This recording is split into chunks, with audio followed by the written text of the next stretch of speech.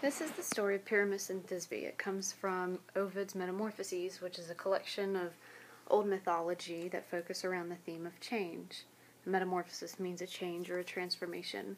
There are a lot of really famous stories that come from Ovid's Metamorphoses, including the story of Daedalus and Icarus, Icarus being the boy who flew too close to the sun, and this text, Pyramus and Thisbe, which is the source that Shakespeare used as the major plot point of Romeo and Juliet.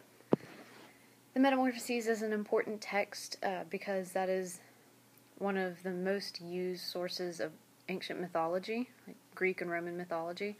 And so there's a lot of characters that show up throughout the Metamorphoses that show up in tons of other works and paintings and songs, even until today's time. So it makes it kind of interesting. So what you need to do is annotate your version of the text. You're going to look for literary elements like similes, metaphors, personification, imagery, things like that. You're going to identify and define vocabulary words that are unfamiliar to you, and you will also, in your annotations, make relations to other texts that we've read. These can be lines that remind you from other story or lines that remind you of other stories, or if you start noticing some theme development that relates to another text that we've read, you'll want to annotate that too. The other thing that you'll need to do on your handout is generate a list of textual evidence that reveals the development of two of the themes that are listed there. So you'll pick two of those things and you'll write down textual evidence, which includes direct quotations and paraphrases. And in order to show how a theme is developed throughout a text, you consider how that theme begins being discussed at the beginning of the story, how it's discussed in the middle of the story, and then what we learn from it at the end of the story. So these are your first two themes. The first one is that love causes people to take unnecessary risks. We've definitely seen that in Romeo and Juliet already. The second choice is young love is more passionate than any other form of love. The third theme is that we can't foresee the consequences of our choices, meaning that it's hard to tell in advance what the consequences of our actions are going to be. The next one is that parents generally don't understand their children. And the last one is that our hopes and desires can blind us to potential downfalls. And I immediately start thinking about Oedipus Rex when I think of that theme. The story of Pyramus and Thisbe. In Babylon, where first her queen for state raised walls of brick magnificently great, lived Pyramus and Thisbe, a lovely pair. Had he found no eastern youth his equal there, and she beyond the fairest nymph was fair, so these two teens were just the hottest kids around. A closer neighborhood was never known, though two houses, the roof was one. Acquaintance grew, the acquaintance they improved to friendship, friendship ripened into love. Love had been crowned, but impotently mad, what parents could not hinder, they forbade. So they shared a wall between two houses. So it's kind of like an apartment complex where you have multiple units, but then a shared wall between the units. And they became friends with each other, obviously, because they were neighbors. But we have here some reference that their parents had forbid them to see each other. For with fierce flames young Pyramus still burned, and grateful Thisbe flames as fierce returned. Aloud in words their thoughts they dare not break, but silent stand, and silent looks can speak. The fire of love, the more it's suppressed, the more it glows and rages in the breast. And I would like for you to make an annotation at that point on those last two lines. The fire of love, the more it's suppressed, the more it glows and rages in the breast. The first part of this little chunk is just kind of explaining that even though they wouldn't dare speak to each other at first, nonverbal communication can say a lot. When the division wall was built, a chink was left, the cement unobserved to shrink, so slight the cranny, that it still had been for centuries unclosed, because it was unseen. But oh, what thing so small, so secret lies, which escapes, if formed for love, a lover's eyes. So there was a little crack in the wall, and it was so tiny that nobody noticed it. But this is a really cool line here, that when people are in love, sometimes they see things that others don't see. Even in this narrow chink, they quickly found a friendly passage for trackless sound. Safely, they told their sorrows and their joys in whispered murmurs and a dying noise. By turns, to catch each other's breath they strove and sucked in all the balmy breeze of love. I'd like you to make an annotation about what you think about their love. Can you form real love between a wall, not ever actually having any real contact or communication with each other? Often as on different sides they stood, they cried, "Malicious wall, thus lovers to divide! Suppose thou shouldst a while to give us place to lock and fasten in a close embrace. But if too much to grant so sweet a bliss, indulge at least the pleasure of a kiss. We scorn ingratitude, to thee we know the safe conveyance of our minds we owe." So that little section is showing their thoughts. They're angry at the wall for not allowing them to, be able to embrace, to hug, or even more to be able to kiss. Thus they their vain petition did renew till night, and then they softly sighed adieu. And I want you to think for a second what their petition is. But first they strove to kiss, and that was all. Their kisses died untasted on the wall. Soon as the morn had over the stars prevailed, and warmed by Phoebus' flowers their dews exhaled, the lovers to their well-known place return. Alike they suffer, and alike they mourn. At last their parents they resolved to cheat, if to deceive in love could be called deceit. To steal by night from home, and thence unknown to seek the fields, and quit the unfaithful town. And for a moment I'd like you to answer this question. The first two lines say that they're going to cheat their parents, and then the narrator says, if to deceive in love can even be called deceit. And I want you to tell me, is love an excuse for bad behavior, or is love an excuse for breaking rules, or even more breaking laws? And it doesn't have to be romantic love. I want you to think about, love between family members, between friends. Just kind of explore that thought for a little bit. But to prevent their wandering in the dark, they both agree to fix upon a mark. So they're intelligent kids. They can't just say, we'll meet somewhere in the dark outside, because then they'd be walking around forever. So they agree on a specific place to meet. A mark that could not their designs expose. The tomb of Ninus was the mark they chose. There they might rest secure beneath the shade, which boughs with snowy fruit encumbered made. A widespread mulberry its rise had took just on the margin of a gurgling brook. So they're going to meet at the tomb of Ninus, where there's a bunch of mulberry trees or mulberry bushes.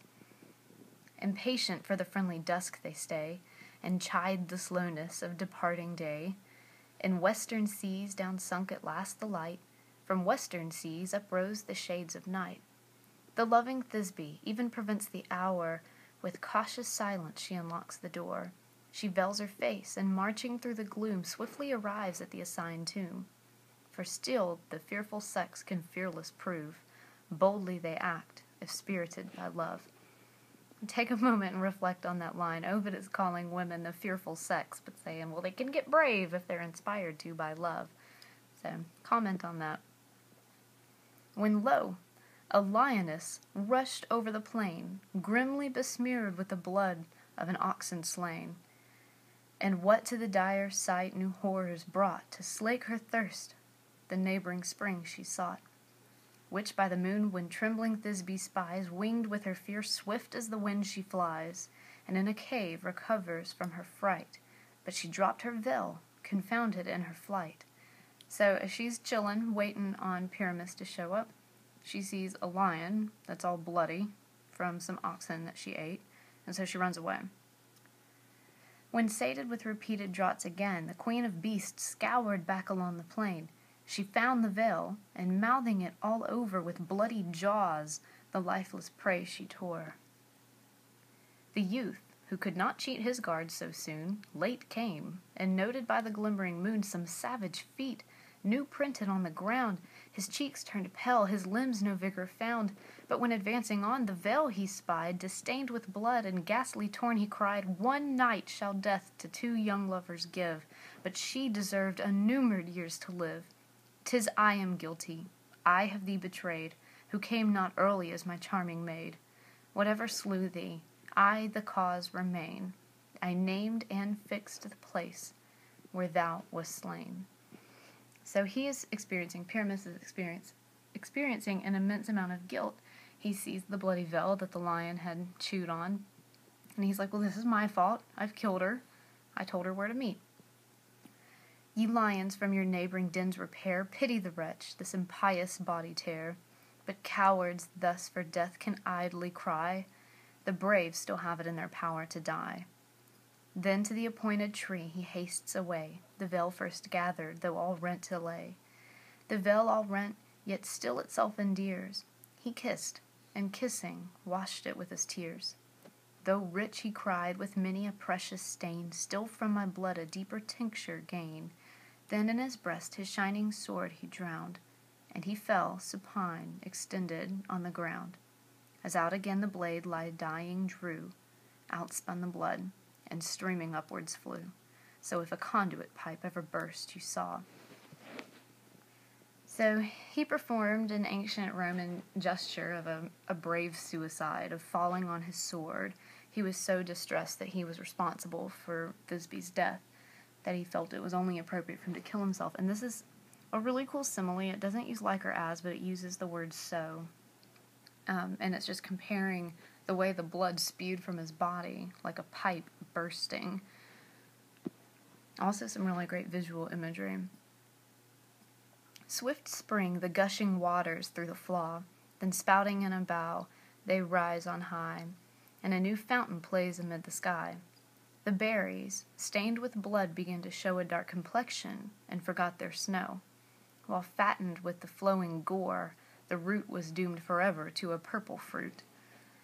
This might seem a little confusing now, but there are a few more references to this fruit which once was white, and as of right now is just covered in his guts and blood, so it makes him kind of purple. Meantime, poor Thisbe feared. So long she stayed, her lover might suspect a perjured maid. Her fright scarce over, she strove the youth to find with ardent eyes which spoke an ardent mind. Already in his arms she hears him sigh at her destruction, which was once so nigh. The tomb, the tree, but not the fruit she knew. The fruit she doubted for its altered hue. Still as she doubts, her eyes a body found, quivering in death and gasping on the ground. So she finds him just as he is dying. He's not even completely dead yet. He's sputtering and gasping. She started back, the red her cheeks forsook, and every nerve with thrilling horror shook. So trembles the smooth surface of the seas, if brushed over gently with a rising breeze. It's another good simile. But when her view, her bleeding love confessed, she shrieked, she tore her hair, she beat her breast. She raised the body and embraced it round. I lost my spot. Okay, backtracking a little bit. She raised the body and embraced it round, and bathed with tears and feigned the gaping wound. Then her warm lips to the cold face applied, and is it thus, thus we meet, she cried. My Pyramus, whence sprung thy cruel fate? My Pyramus, speak, ere it's too late. I, thy own Thisbe, but one word implore. One word thy Thisbe never asked before. Thisbe's name await. He opened wide his dying eyes. With dying eyes he tried on her to dwell, but closed them slow, and died. The fatal cause was now at least explored. Her veil she knew, and saw his sheathless sword. From thy own hand thy ruin thou hast found. So at this point she understands that he killed himself because he saw her veil covered in the blood from the lion. She understands the misunderstanding that happened there. And she continues, Even I for thee as bold a hand can show, and love what shall as true direct the blow. I will against the woman's weakness strive, and never thee, lamented youth, survive. The world may say I caused, alas, your death, but saw thee breathless, and resigned my breath. Fate, though it conquers, shall no triumph gain. Fate that divides us still divides in vain. So now she's resolved to kill herself, and we have that repeated guilt coming up again. Pyramus had blamed himself for Thisbe's perceived death, and now Thisbe is blaming herself for Pyramus's death. And she says that fate won't succeed in keeping them apart. Now both our cruel parents, hear my prayer to offer for us both I dare. Oh, I see our ashes in one urn confined, whom love at first and fate at last has joined.